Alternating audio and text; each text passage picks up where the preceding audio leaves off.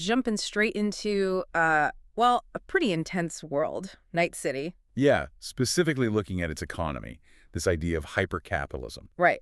Not just, corporations being powerful, but the market dictating absolutely everything. Life, death, body parts. Exactly. And our goal today is to unpack that, to see how this fictional system works, how it's kind of a logical, if terrifying, extension of market principles. And how it maybe holds a mirror up to, well, things we see today. That's the core of it. And there's no better starting point, really, than that document we found. Oh, man, the VVV letter, the debt collection notice for Mr. Griffin chillin'. Absolutely. VNIVVV says it all, right? They came, they saw, they conquered your assets. And this isn't your average overdue bill. No kidding. How much was it again? 6.5 million euro dollars, $6.5 million in personal debt. Wow. Okay. And VVV bought that debt. Yep. They're a corporate collection agency, basically. And their letter lays out the stakes. It's not just foreclosure. Yeah. Get to the really terrifying part, the quote. Right. So they say, if during such proceedings we are unable to cover the aforementioned amount, we will also be forced to collect your implants and any biological organs. Biological organs. They're coming for your kidneys if you can't pay. Your lungs, your eyes, whatever has market value. Your very physical existence is the ultimate collateral. That's the foundation of this whole economic system. Financial failure means, quite literally, being disassembled. Or death, yeah. And they make it clear there's no running away. That's the other ticker, isn't it, at the end of the letter? Uh-huh. Our firm works in close cooperation with the NCPD and the South California Border Patrol. So the police, the border guards, they're not protecting you from the corporation. They're working for them, or at least facilitating. It signals complete institutional capture. The state enables the corporate claim over your body. No escape. The system owns you, physically. Okay, so let's unpack this further, this total commodification. Life, tech, even government power. How does it create this specific, brutal economic reality? Right, Section 1. The ultimate collateral, your body, your life. We talk about debt stress now. Losing your house, maybe. Yeah, bankruptcy, repossession. Bad, but survivable, usually. In Night City, it's a whole other level. It's biological. It's potentially a death sentence. That VVV letter is the prime example for the wealthy, right? Owe enough, and they carve you up. But it's not just the rich. What about other corporate interactions? Well, we saw that Zetatech notice, too. It was about a property transfer, a corporate asset seizure, basically. Because someone failed to uphold a contract. Exactly, and the language was just as absolute. This decision is not subject to appeal.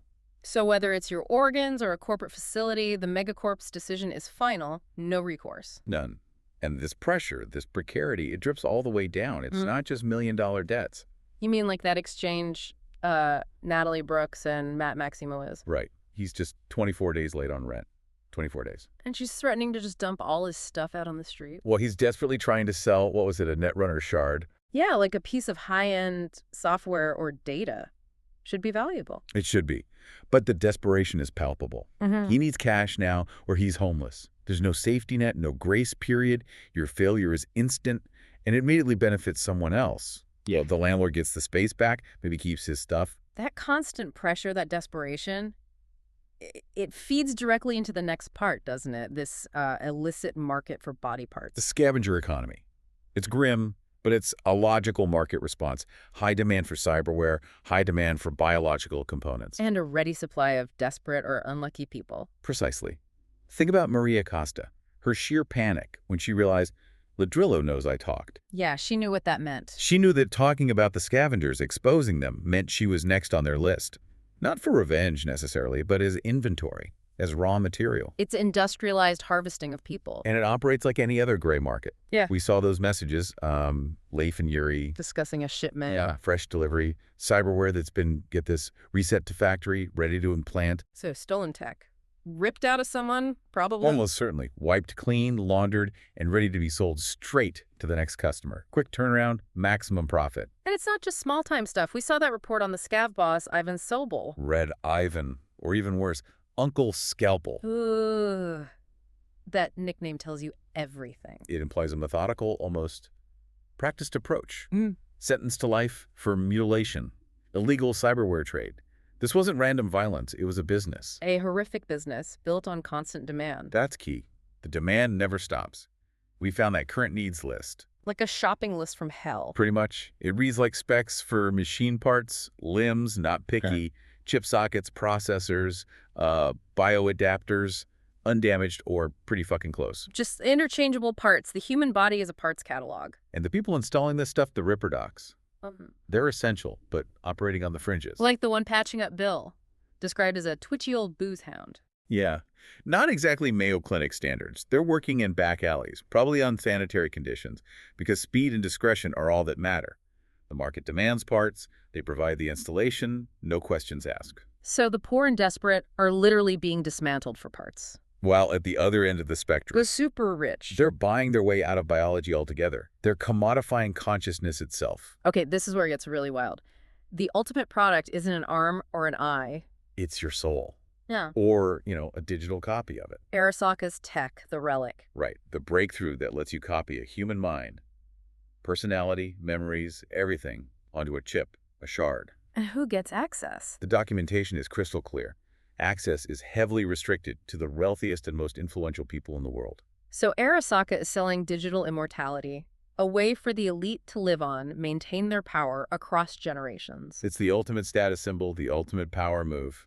They have a program for it, right? The Secure Your Soul program. We saw the client list. Yeah, petrochem execs, biotechnica people, VIPs paying for full digitization, multiple backups.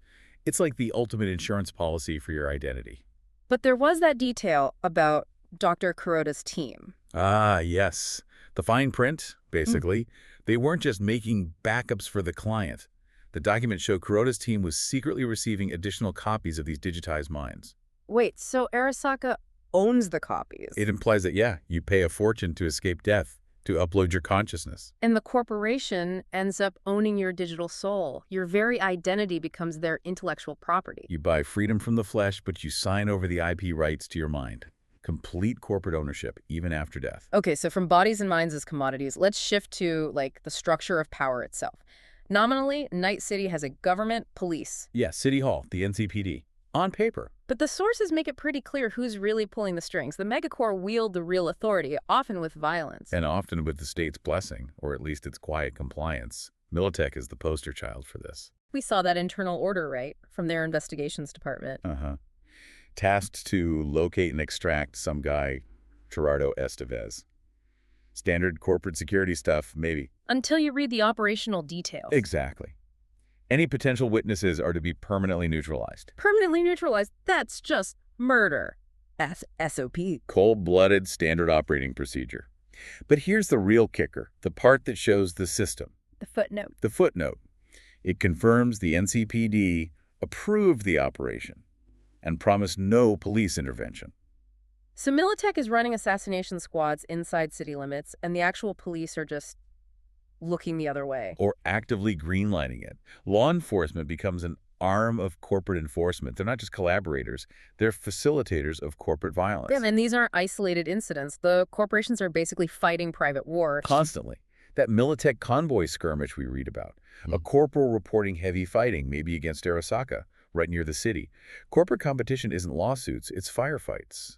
We also saw that other Militech oppo order, terminate a target. Yeah, someone suspected of terrorism links who stole Militech data. The priority was clear. Protect the corporate data. Eliminate the threat. Human life is secondary to IP. Meanwhile, what are the actual cops doing, the ones meant to serve and protect? Well, some are busy turning justice into a transaction. Remember Officer Glover? The one bribed by the tiger claws? Yep. Lets a murderer walk free in exchange for, one intoxicating night with a mother tigress. So justice traded for sex. Classy. And then it gets better. Or worse. Someone else finds out. Filippo Bergamo, the blackmailer. Right. He demands $15,000 from Glover to keep quiet. The corruption breeds more crime, creates its own little marketplace. And it's not just external corruption, it's happening within the force, too. Absolutely. Cops preying on cops. Uh-huh. Wesley Avedon blackmailing Beamer. About feeding gonks to someone called Jay Hume. Yeah, gonks meaning easy marks, but they don't mention unreal people, UPs. Which are? Victims of severe mental trauma, cyberpsychosis maybe. People the system ignores. So you have cops exploiting the vulnerable and other cops blackmailing them over it. It's rotten from the inside. Or they're just cleaning up messes for the powerful. That lieutenant ordering the recovery of Billy Jackson's car computer. After he drunkenly hit a crowd. Yeah. The priority wasn't justice for the victims. It was managing the PR for the rocker boy, pinning it on him neatly. Even a tone-deaf hack is above the law if they have influence. Moving down the ladder, let's talk about labor. The control corporations have isn't just about low pay, it's total. It's brutal. Physical and psychological compliance. Forget bad working conditions. Think coercion. Like Zetatech recruiting Lillian Foray from Biotechnica. Recruiting is one word for it.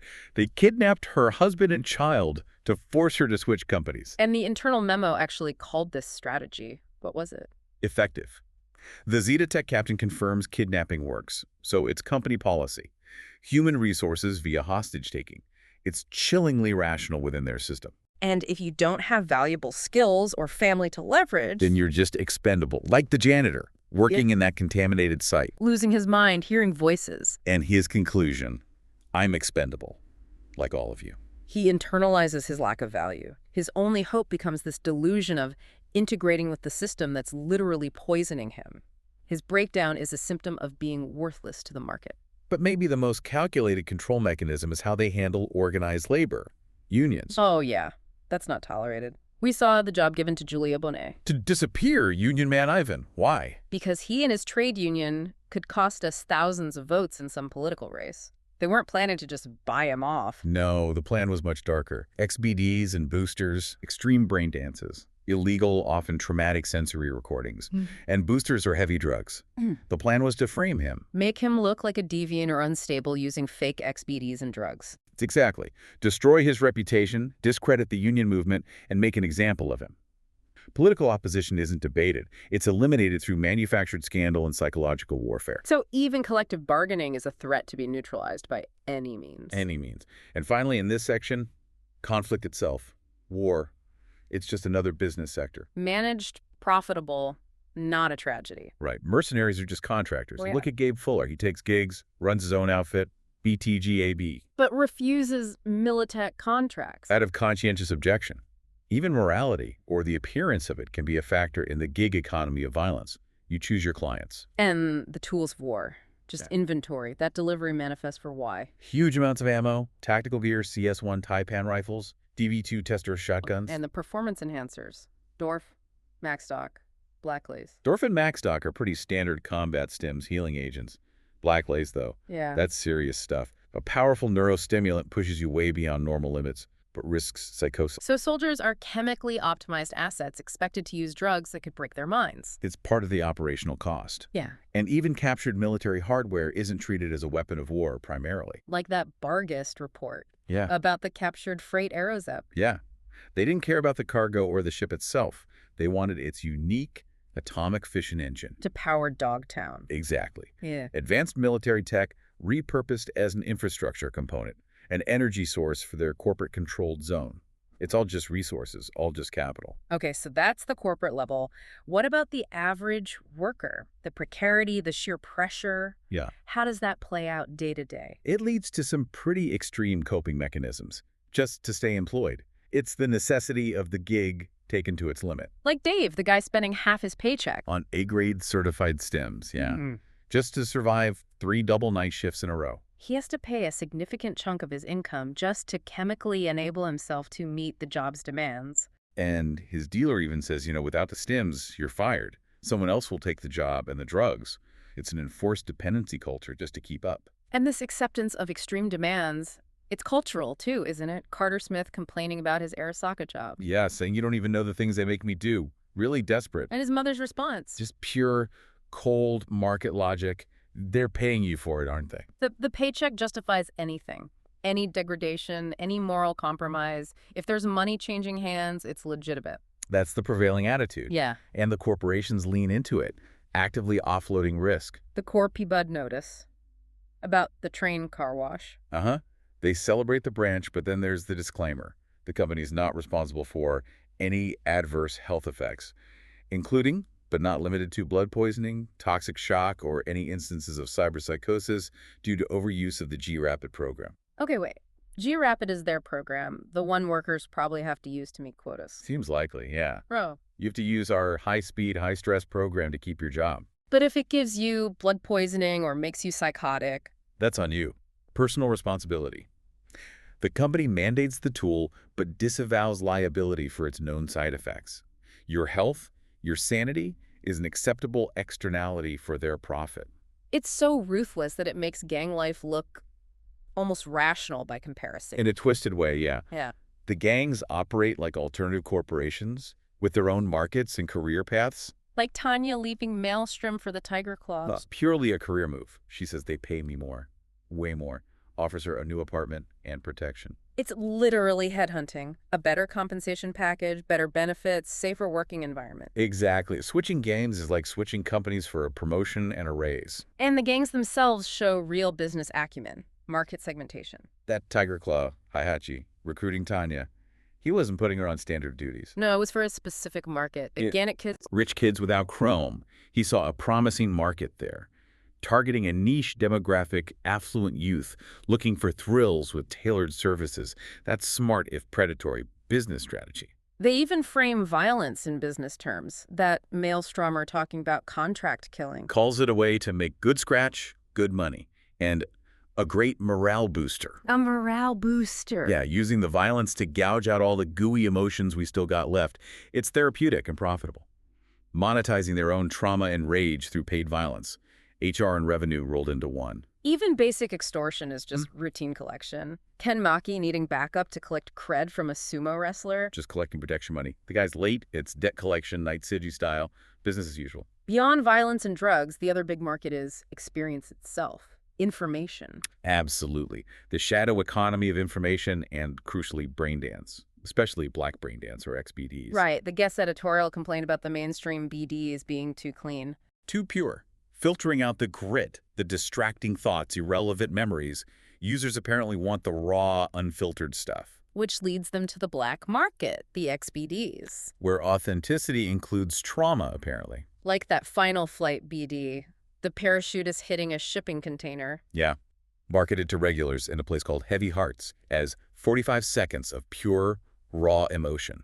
They're selling someone's final, terrifying moments as entertainment, commodifying death at its most visceral level. It's the ultimate voyeurism, packaged and sold.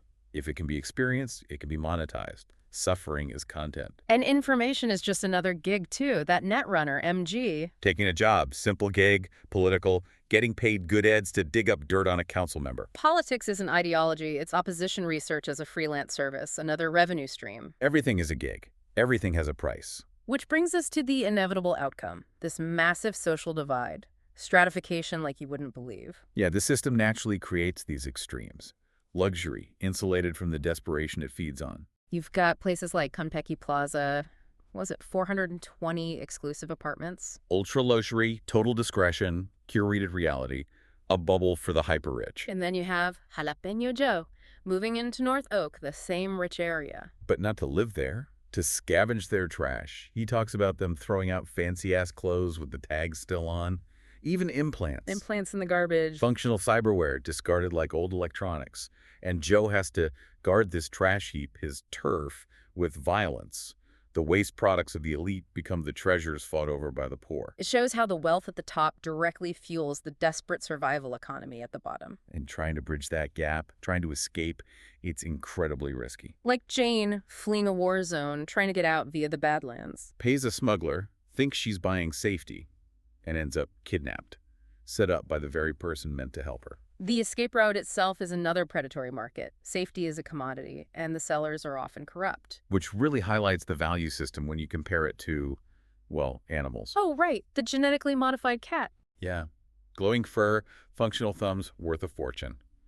The security protocols around transporting this cat were intense. People terrified of damaging this fancy pet. Contrast that with Mr. Griffin facing organ repossession, or Jane being kidnapped, or the scav victims. This cat, purely an aesthetic luxury item for the rich, has more security, more value assigned to it by the system than countless human lives. Because it has high market value. Humans without money, not so much. It's the system laid bare. Market value trumps biological value, trumps sentience, trumps everything. So faced with all these problems, poverty, violence, mental illness, how does the system respond? Largely through neglect, systemic neglect, and manufactured apathy. Take cyberpsychosis. We saw that manifesto arguing it's not just about too much chrome. Right. It argues it's primarily a social disease, a result of the dehumanization of modern life, the alienation, the loss of empathy, a direct consequence of this hyper-capitalist pressure cooker. Seems plausible, so why isn't that the focus of treatment? Because, as the manifesto claims, the scientists researching it are getting fat paychecks from the cyberware lobby. It's more profitable to treat the symptoms, sell more chrome, manage the chronic illness. Than to address the root cause, which would mean fundamentally changing the society that the corporations benefit from. Suppressing the social cure is good for business. And this neglect extends to basic public safety, too. Like pickpocketing. The NCPD memo basically admitting they don't investigate it much. Calls it a waste of resources, even though people are losing crucial neural-ware. So citizens are left to fend for themselves. The source mentioned using duct tape to secure neural ports. Duct tape. Because the official system has decided protecting your essential tech isn't worth the cost. Public safety is effectively privatized or abandoned. And the ultimate expression of this neglect, the complete disregard for anyone who has zero market value, the homeless. That order given to Captain Burroughs, finding one escaped patient from a homeless camp. Patient #98178, and the order from Dr. Shipman wasn't find him, it was take all of them. Round up hundreds of people, traumatize an entire community. Just to find one person. Because those homeless individuals have no economic worth. They're non-entities. Their suffering, their rights, are irrelevant compared to the administrative need to locate one patient. Efficiency over humanity, always. So, okay, we started with VVV threatening to take Mr. Griffin's organs. And we've seen how that principle, everything has a price, everything is collateral, permeates the entire society. Yeah. Bodies, minds, loyalty, conflict, law. Yeah. It's all been rationalized, marketized. Night City is the logical endpoint of treating absolutely everything as a commodity. Brutally efficient, horrifically rational. But there was that one piece, that political manifesto. Yeah. It offered a different kind of reflection, didn't it? You mean the one from Tony Falchetti to the 6th Street gangers working for Militech? Yeah. He wasn't just mad they were working for the enemy, for a corp like Militech. He was questioning their whole idea of freedom. What was the line again? Thinking about fighting for freedom. Patriotism is a way of life, a difficult, uphill battle, full of obstacles at every turn. How can you fight for freedom and submit to slavery in the same breath? Wow. That hits hard in this context. Because the freedom, everyone in Night City seems to be chasing enough money to be safe, enough chrome to compete, the right apartment, the right connections. It's all defined by the very market system that's enslaving them. They're fighting for a better position within the cage. Which inevitably makes you think about, well, us, our own world. Yeah, that's the final thought, isn't it, for you listening? How much of our own drive for success, for prosperity, the long hours, the side hustles, the constant pressure to upgrade ourselves, optimize ourselves. Is it really about achieving some kind of true freedom? Or are we just chasing the eddies, the paycheck that lets us buy a slightly more comfortable existence within the system? Are we aiming for liberation or just trying to afford the premium package inside the structure that defines our lives? The cost of comfort and convenience? Maybe it's higher than we think, something to definitely mull over.